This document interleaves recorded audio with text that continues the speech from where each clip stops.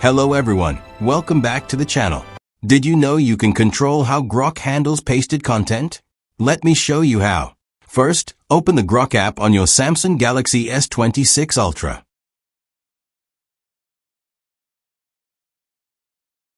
Tap the menu icon in the corner of the screen.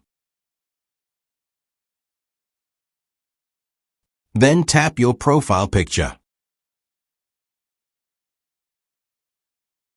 Scroll down and go to Advanced.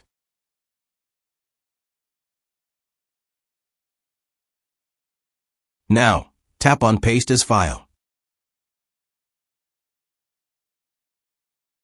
You'll see a pop-up with three options. The first is Always Ask.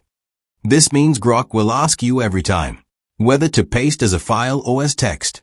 The second is Always Attach as File. This will automatically paste your content as a file. The third is Always Paste as Text.